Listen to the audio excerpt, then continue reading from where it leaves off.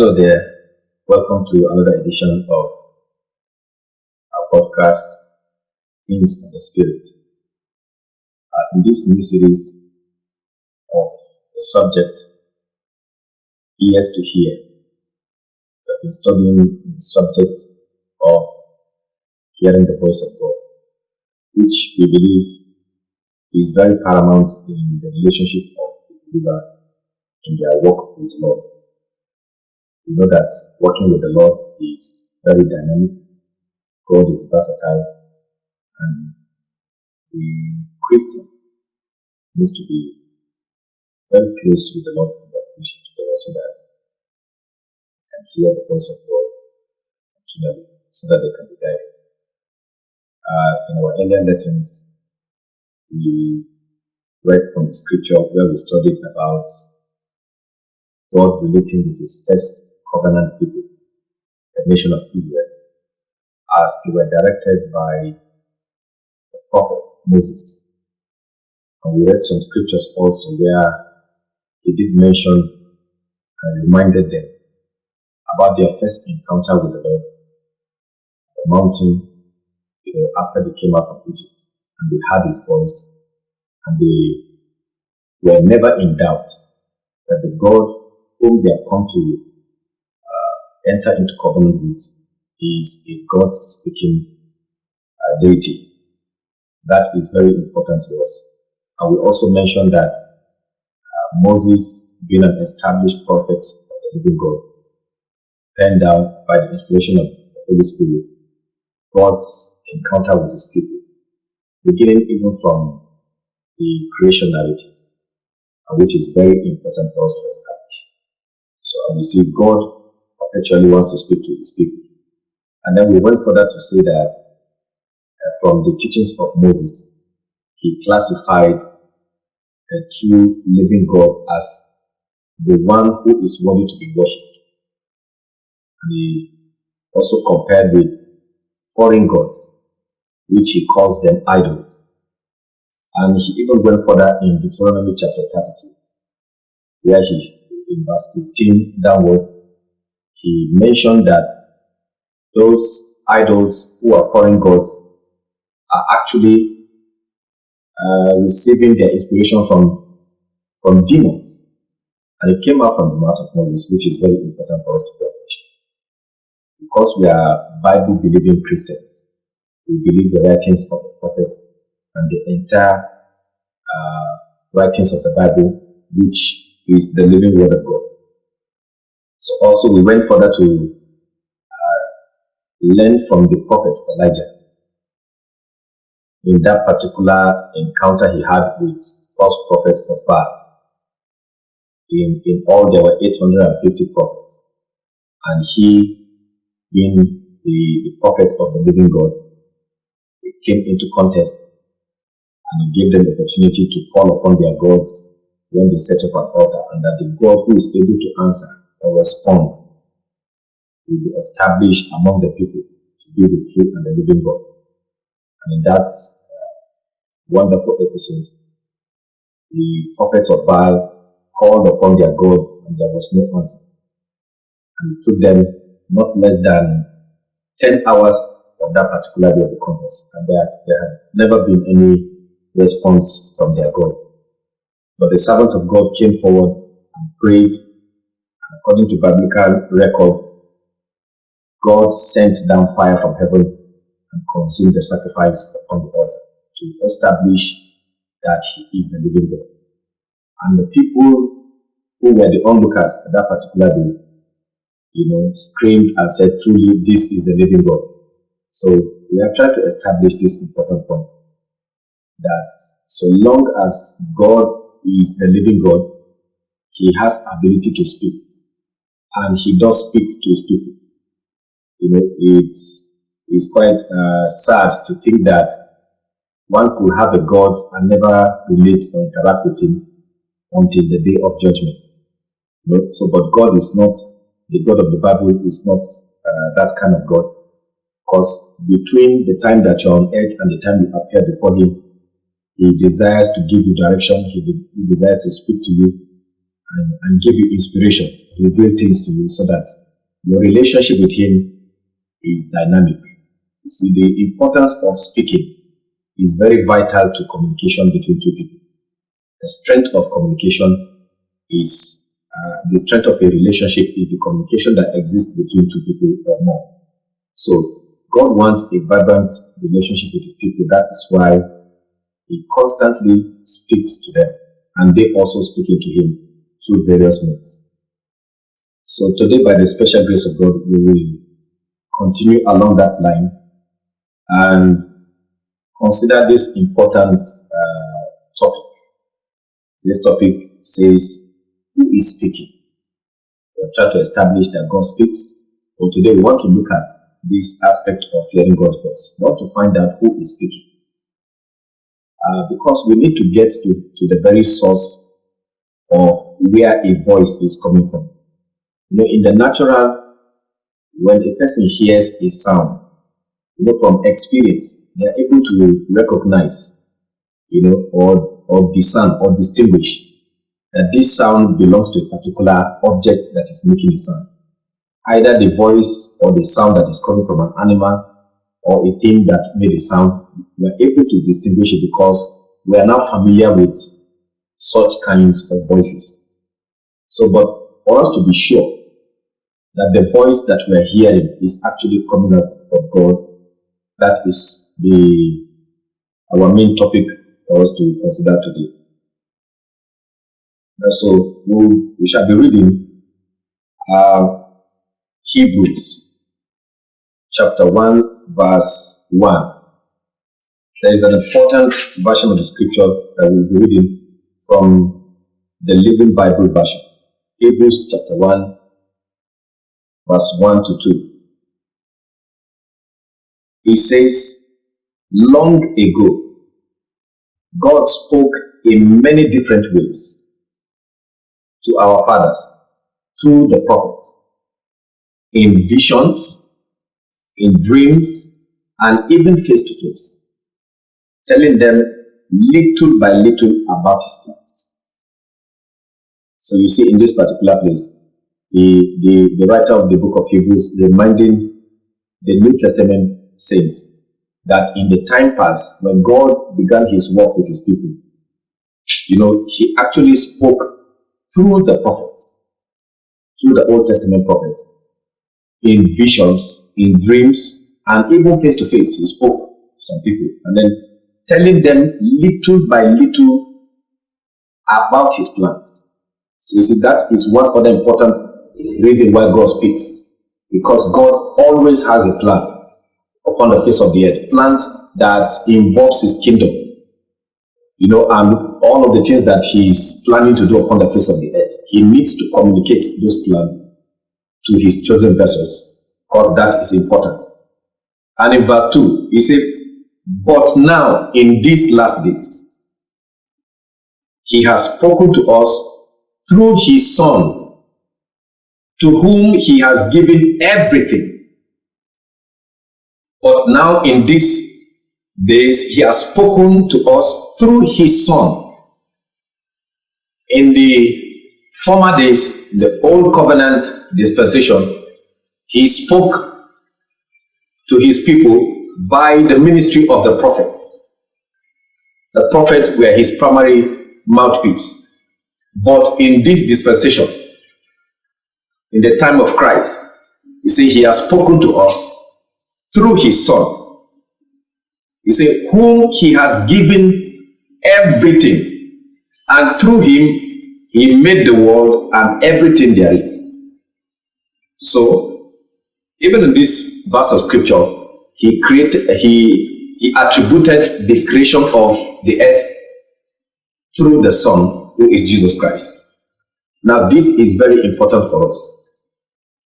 Now, we know from this verses of scripture who is speaking.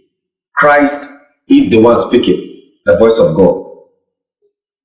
So we know that Jesus is the Son whom the Heavenly Father has chosen to speak through.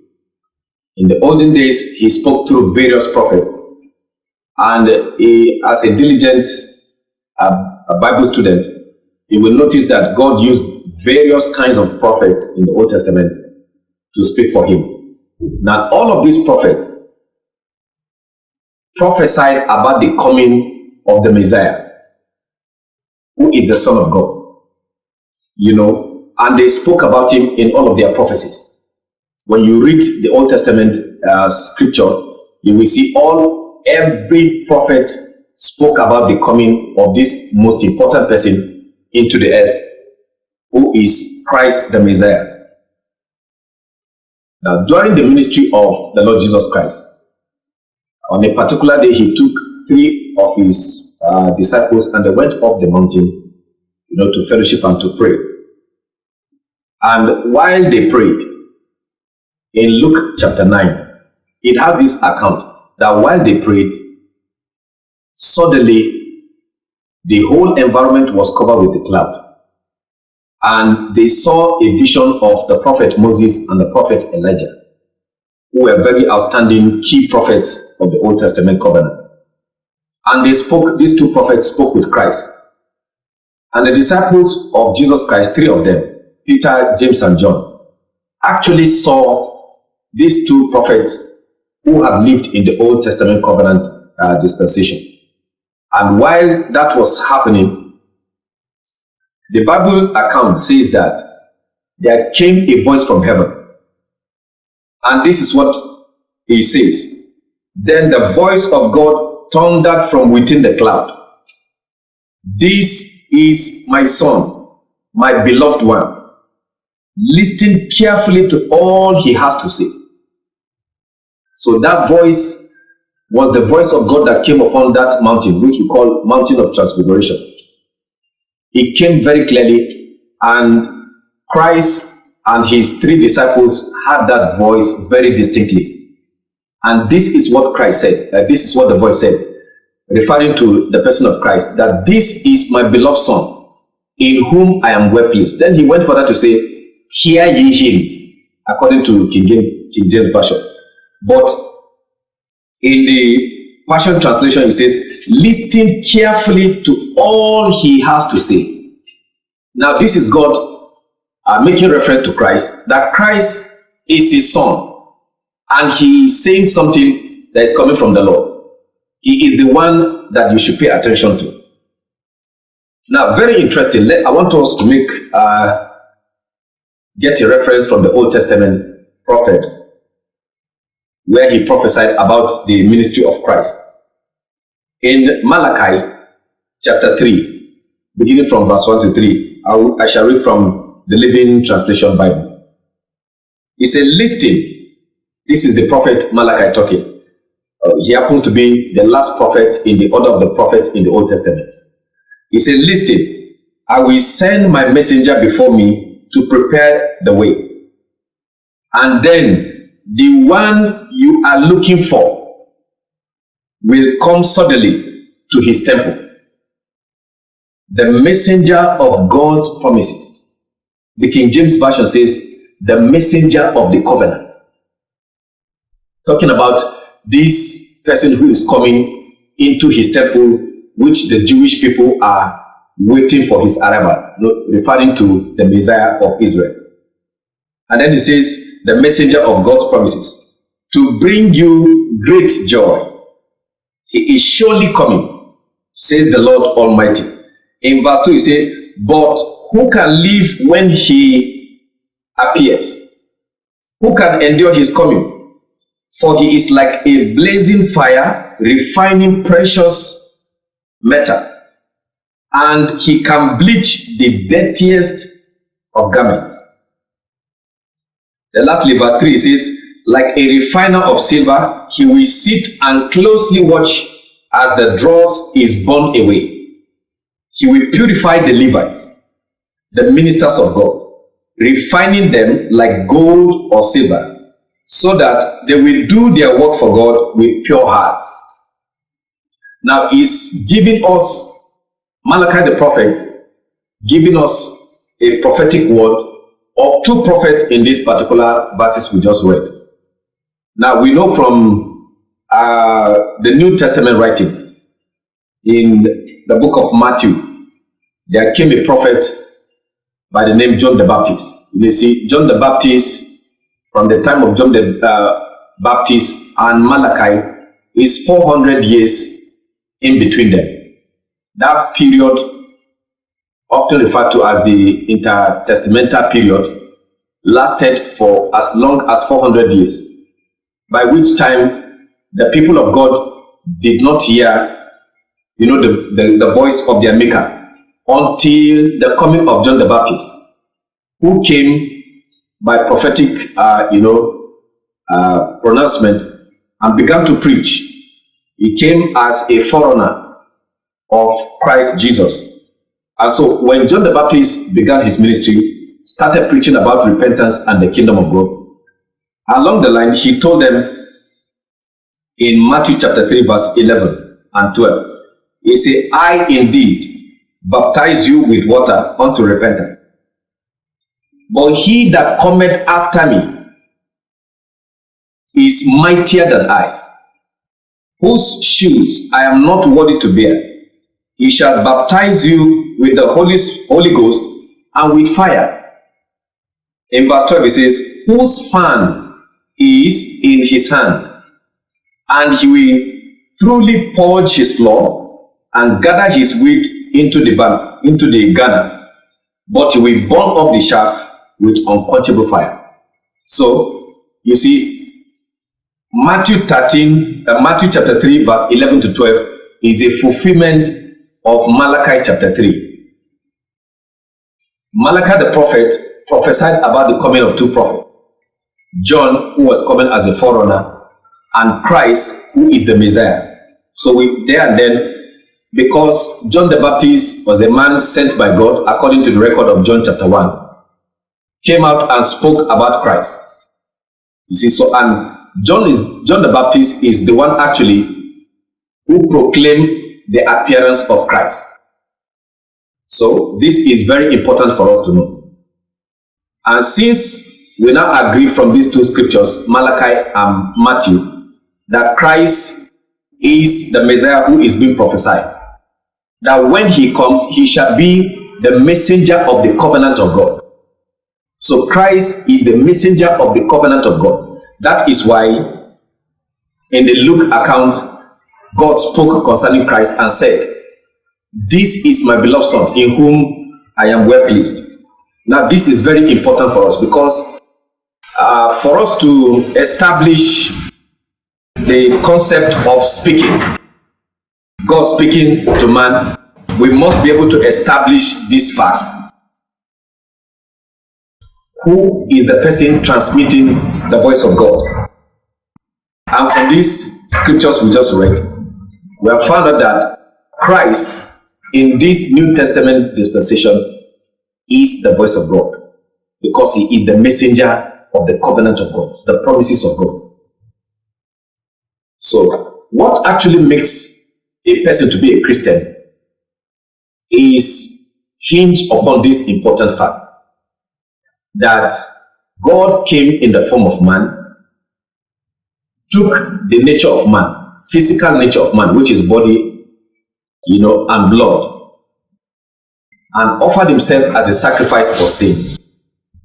He died on the cross, was buried according to scripture. After the 3 days, he rose up from the grave, and now he is lifted and ascended to heaven and is seated in the place of power and authority.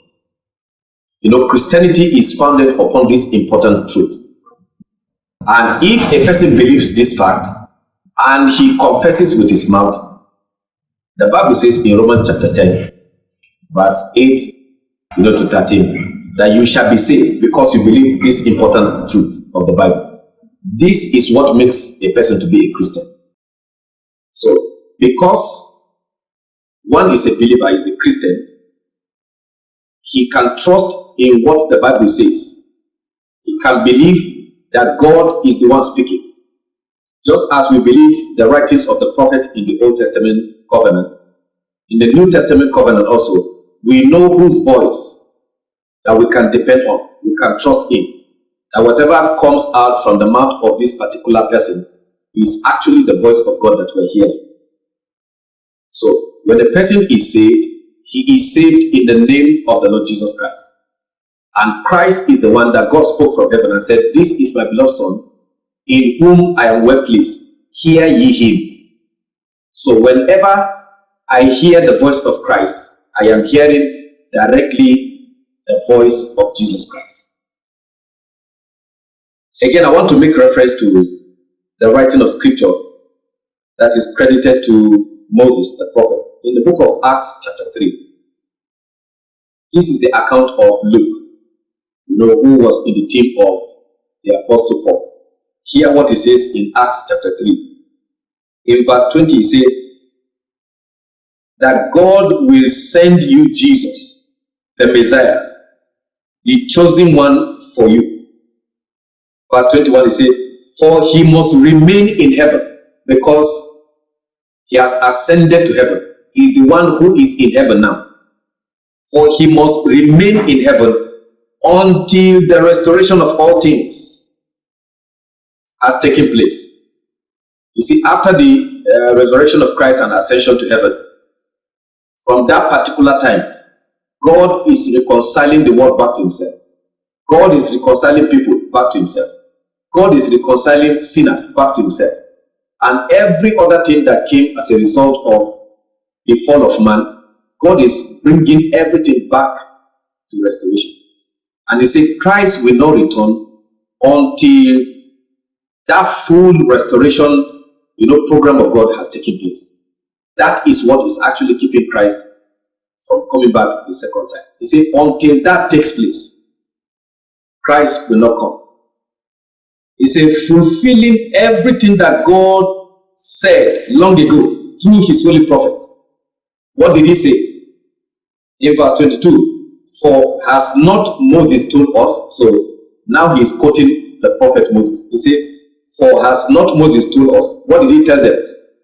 The people of God of Old Testament. He said, the Lord your God will raise up a prophet from among you, the Hebrew nation. Not a prophet from outside the covenant people of God. Because whenever God chooses a person to serve on his behalf, he constantly chooses from among his covenant people, not outside of the covenant. So this is very pivotal for us, in trying to distinguish and recognize the voice of God. You have to know who is speaking.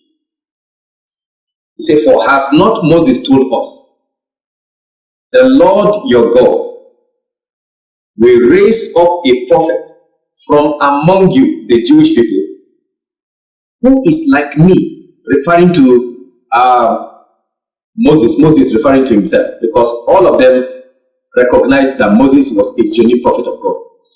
And it got to a time that people asked him, he said, after you have passed on to glory, how shall we be able to establish who is a genuine prophet who speaks the voice of God?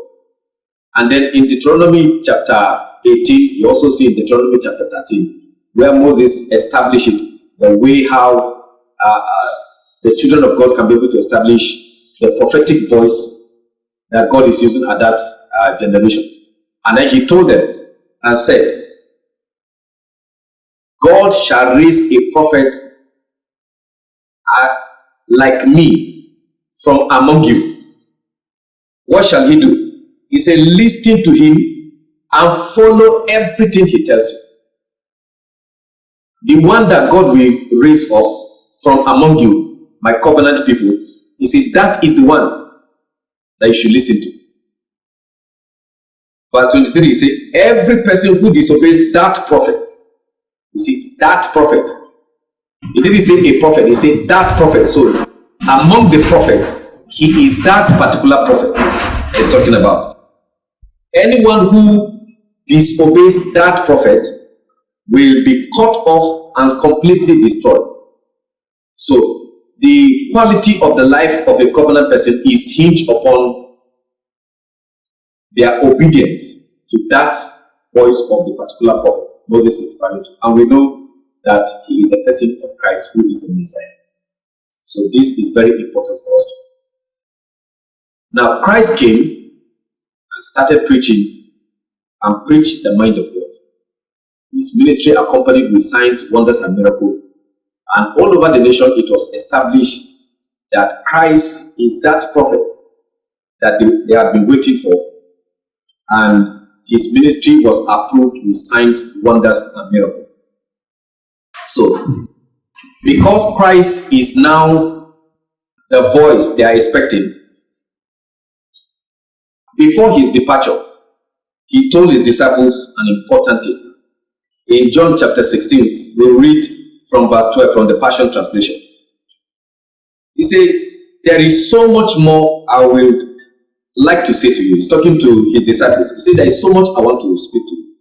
He said, but it's more than you can grasp at this moment. Verse 13, he said, but when the truth-giving Spirit comes, now he's introducing another personality. He said, when the truth-giving Spirit comes, he will. So the word pronoun there, he, referring to a personality, is actually a person. He will unveil the reality of every truth within you. He won't speak. Did you hear that? He said he won't speak. So this personality is a speaking, personality. He won't speak his own message, but only what he hears from the Father. And he will reveal prophetically to you what is to come. So this spirit is a prophetic spirit. It is the truth-giving spirit. In verse 14, he said, he will glorify me. So this spirit, when he comes, he will glorify the person of Jesus Christ, because he is the truth-giving spirit. Any spirit that does not glorify the person of Christ as deity is not the truth-giving spirit, according to this particular portion of scripture that we read. And this is coming directly from the mouth of Christ. He said, he will glorify me on the air. So the truth-giving spirit is the one that glorifies Christ, not in heaven yet, not in heaven only, but even on earth. For he will receive from me, Christ, what is mine, and reveal it to you. So this spirit is very important. So we're able to see a progression in the way God works with his people. Remember, in the first verse of scripture we read in Hebrews chapter 1 verse 1, he said, God, who at sundry times and in diverse manners spake unto the fathers by the prophets, has in this last day spoken unto us by his Son, whom he has appointed heir of all things. In the version we read in Living Bible, he said God revealed his voice, his plans, and visions, little by little. So hearing the voice of God is progressional. Relationship with him is progressional. So this is very important for us. So we see he began talking with his people through the prophets, and went on to speak to his people through his Son, and the Son now, we're talking about another personality called the Holy Spirit, who is now the person speaking from heaven. So this is important for us to understand.